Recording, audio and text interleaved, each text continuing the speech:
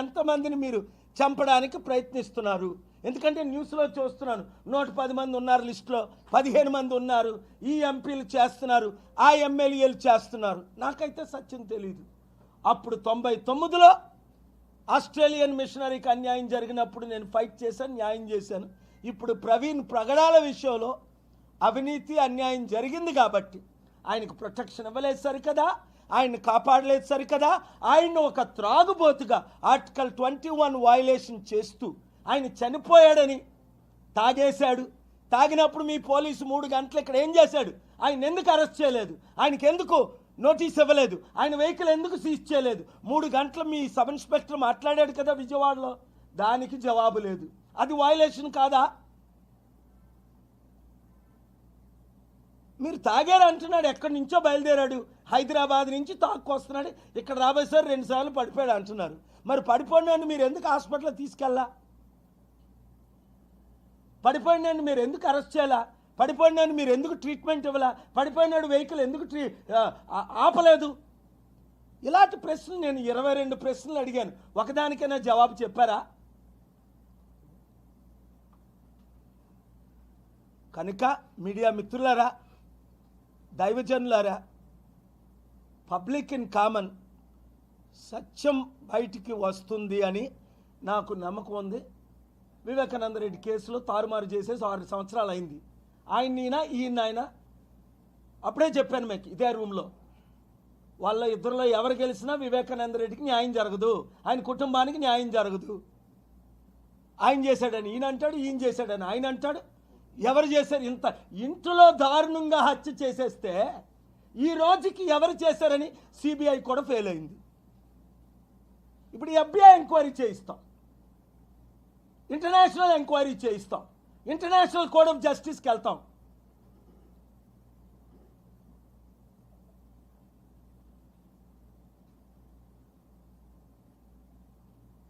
లడ్డు వివాదంతో క్రిస్టియన్స్ని హిందూస్ని రెచ్చగొట్టాలని చూశారు. అంత ఫేక్ రుజువు అయిపోయింది కదా, ఇది అంత ఫేక్ అని. సుప్రీంకోర్టుకి ఎందుకు వెళ్ళా? 100 కోట్ల హైందవుల మనోభావాలు దెబ్బతీశాడు అని 100 కోట్ల హైందవుల తరపుని సుప్రీంకోర్టుకి వెళ్ళి నేను ఫైట్ చేశాను, న్యాయం చేశాం.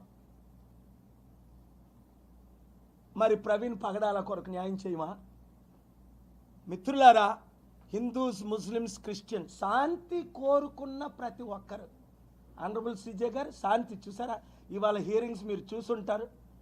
నా శాంతి సమిట్లో ఏమైంది యూరోప్లో తెలుసుకున్నారు. నెక్స్ట్ సమిట్ ఎప్పుడు చెప్పాను, అలాంటి సమిట్లు మీరు చేయాలి, మిమ్మల్ని డిస్టర్బ్ చేయము, ఈ మ్యాటర్ మేము కంటిన్యూ చేస్తాం అన్నారు. లేదు యువర్ ఆనర్, ఒకవేళ నెక్స్ట్ వీక్ నేనుంటే పర్సనల్గా ఆర్గ్యూ చేయకపోతే టెక్నీషియన్స్ దాన్ని ఆపుతున్నారు, నేను ఆన్లైన్లో ఎపేర్ అవుతుంటే ఇబ్బంది పెడుతున్నారనే నేను నిన్నే యూరప్ నుంచి మార్నింగ్ ఢిల్లీ వచ్చి ఇక్కడికి నేను రావడం జరిగిందని చెప్పి. ఎందుకు? మన ఇండియన్ ఇమేజ్ని నేను కాపాడాలి. హిందూ, ముస్లిం, క్రిస్టియన్స్ అందరూ ఒకరని 78 సంవత్సరాలుగా నేను ప్రకటించి ప్రపంచం అంతా 155 దేశాల్లో చెప్పింది. ఇవాళ ఏమంటున్నారు? అరే ముస్లింకి సెక్యూరిటీ లేదు, క్రిస్టియన్స్కి సెక్యూరిటీ లేదు, హిందూస్ కొట్టేస్తున్నారు, చంపేస్తున్నారు. తప్పు, హిందూస్ కొట్టట్లేదు, చంపట్లేదు, ఎక్స్ట్రీమిస్ట్ చంపుతున్నారు. అది హిందూయిజంలో ఉన్నారు. అక్కడ పాస్టర్ ఖురాన్ బర్నింగ్ చేస్తున్నప్పుడు ఒక క్రిస్టియన్ పాస్టర్ అడ్డుకున్నానా లేదా? 200 కోట్ల ముస్లింకి న్యాయం చేశానా లేదా? కత్తి మహేష్ రాముడు కరోనా ప్రియుడు అన్నప్పుడు ఆయన్ని ఖండించాం, అరెస్ట్ చేయించావా లేదా తెలంగాణలో? ఎందుకంటే బైబిల్లో దేవతల్ని దేవుళ్ళని దూషించకూడదు. ఇక్కడ ప్రవీణ్ హిందూ, పుట్టినప్పుడు ముస్లిం, తల్లి ముస్లిం, తండ్రి హిందూ అనుకుంటా, తండ్రి ముస్లిము, తల్లి క్రిస్టియన్. చూసారా? అది మన దేశం. ప్రవీణ్ పగడాల తల్లి క్రిస్టియన్, తండ్రి ముస్లిం. తప్పేముంది? అబ్రహాం సంతానమే కదా. ముస్లింలు క్రిస్టియన్ పెళ్లి చేసుకోకూడదా? హిందూస్ క్రిస్టియన్స్ని పెళ్లి చేసుకోకూడదా? అది ఒక కుటుంబం. అంత చక్కని టాలెంట్ ఉండి దేవుని చేత వాడబడుతున్న ఆయన్ని ఒక తాగుబోతుగా మీరు చిత్రీకరిస్తారా? దుష్టులారా, దుర్మార్గులారా, నీచలారా, అసహ్యులారా, మీరు చూసారా ఆయన తాగడం? మాస్క్ పెట్టుకొని లోపల తాగాడా? ఎక్కడ కొన్నాడు? చూపిస్తున్నారు, డూప్లికేట్ ప్రవీణ్ అని చెప్పుకుంటా. మరి ఎక్కడ తాగాడు? 90 కిలోమీటర్ స్పీడ్లో తాగాడా లోపల పెట్టుకొని, లేదా ట్యూబ్లో పంపించారు ఇంట్రావెనస్లో? అది కూడా చూపించాలి కదా. తాగినట్టు ఎక్కడైనా చూపించారా? ఆయన ముఖాన్ని ఎక్కడైనా చూపించారా? ఎవరికి మీరు పువ్వులు పెడతారు? దేశం కూలిపోద్ది, రాష్ట్రం కూలిపోద్ది. నేను ఒక మ్యాటర్ టేకప్ చేసిన తరువాత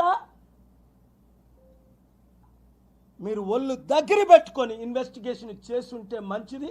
ఇప్పుడు కూడా చంద్రబాబు నాయుడు గారు, దేవుని కళ్ళు మీరు కప్పలేరు, దేవునికి లడ్డూలు పెట్టలేరు, దేవునికి పువ్వులు పెట్టలేరు. సత్యం తెలుసుకోండి. సిబిఐ ఎంక్వైరీ మీరు అడగండి. అప్పుడు మీ క్లీన్ హ్యాండ్. చంద్రబాబు నాయుడు గారు సిబిఐ ఎంక్వైరీ అడిగారని ఒక చరిత్రలో ఒక మంచి పేరు ఉండిపోద్ది మీకు. ఒక వెల్ విషర్గా, ఒక స్పిరిచువల్ ఫాదర్గా, ఒక 22 సార్లు మిమ్మల్ని దీవించిన ఒక వ్యక్తిగా, ఒక లీడర్గా, మీరంటే గౌరవం ఉన్న వ్యక్తిగా నేను మాట్లాడుతున్నా. సిబిఐ ఎంక్వైరీకి పంపించండి చంద్రబాబు నాయుడు గారు. అప్పుడు మీ చేతులు కడుక్కున్నలు అవుతారు. సిబిఐ ఎంక్వైరీ స్టార్ట్ అవుద్ది, నా ఎంక్వైరీ స్టార్ట్ అవుద్ది. సిబిఐతో నేను చేతులు కలిపి డైరెక్ట్ రూట్లో ఎంక్వైరీ చేయిస్తాం. మీరు సిబిఐ ఎంక్వైరీ వద్దు అన్నారంటే ఆంధ్రప్రదేశ్ 6 కోట్లు, తెలంగాణ 4 కోట్లు, తెలుగు ప్రజలు 15 కోట్లు. అప్పుడు మిమ్మల్ని ఏమంటారు? ఏదో ఉంది, wishy washy fishy. CBI enquiry వద్దంటున్నారు, చంద్రబాబు నాయుడు గారు ఎందుకు వద్దంటున్నారు అని ఒక క్రైస్తవులు కాదు, 30%, 15 కోట్లు తెలుగు ప్రజలు మిమ్మల్ని వారి హృదయాల్లో నుంచి వెలివేస్తారు. అనవసరంగా మీకు చెడ్డ పేరు వస్తుంది.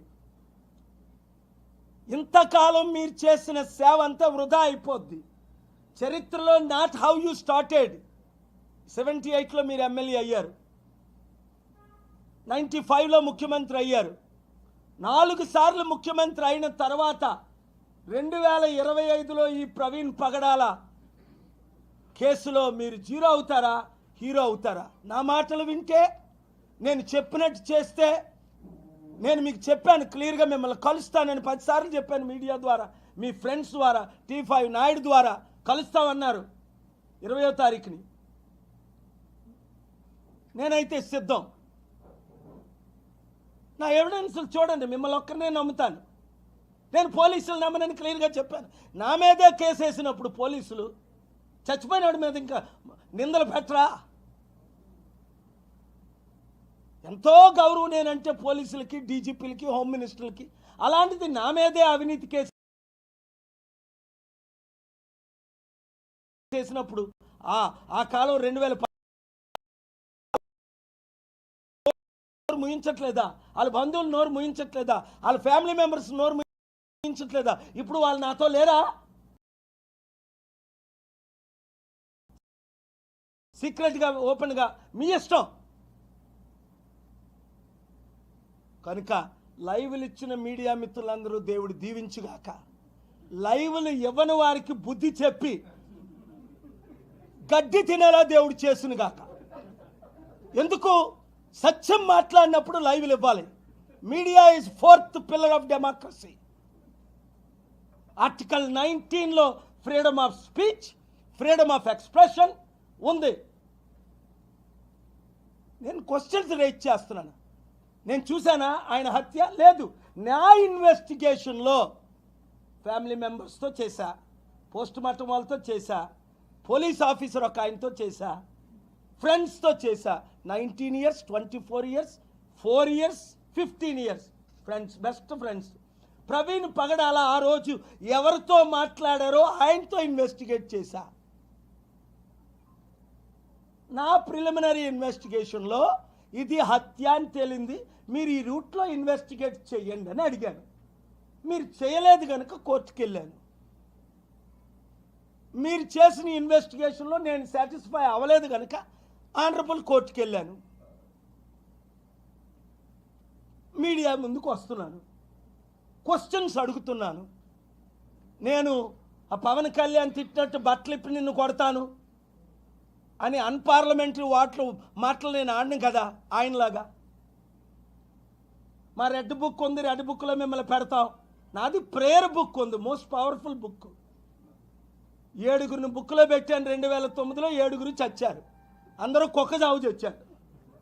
నేను స్టార్ట్ చేసి ప్రేయర్ చేశాను, ఇంతవరకు చేయలా. పిండి అయిపోతారు, ముక్కలు అయిపోతారు. ఇక్కడ బటన్ నొక్కితే అక్కడి నుంచి బాంబులు పడతాయి. God's power is the mighty power. Chandrababu Naidu garu గుర్తుందా 97లో మీరు ఏమన్నారో? అంజనీ కుమార్ మీ అప్పుడు కమిషనర్గా వచ్చారు.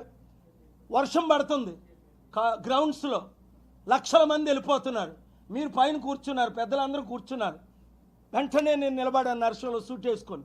Will you stop the rain from receiving blessings అన్నా. అప్పుడు రెయిన్ వైపు చూసా, స్టాప్. ఈ మధ్యన కూడా అంజనీ కుమార్ గారు రిటైర్డ్ డీజీపీ అదే అడిగారు, సార్ ఒకసారి చెప్పండి ఆ రోజు ఎలా మీరు వర్షాన్ని ఆపారని. After 2 hours 20 minutes I will call, you come back అన్నాను. చంద్రబాబు నాయుడు గారు మీకు గుర్తుంది, మీరు అడిగారు ఎలా రెయిన్ ఆపారని.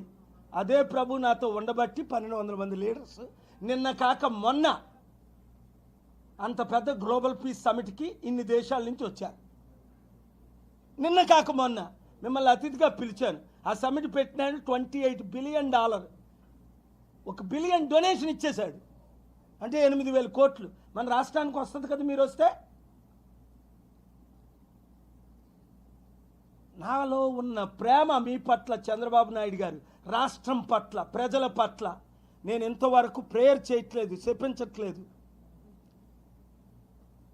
వైఎస్ఆర్ అడుగడుగును నన్ను అరెస్ట్ చేశాడు, డిటైన్ చేశాడు. ఏం చేశా? రోజు తగ్గానా?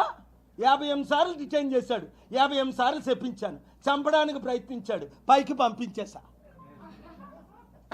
నేను మాట్లాడుతుండగా ఆ హెలికాప్టర్ కూలిపోయింది, తెలుసు కదా మీకు.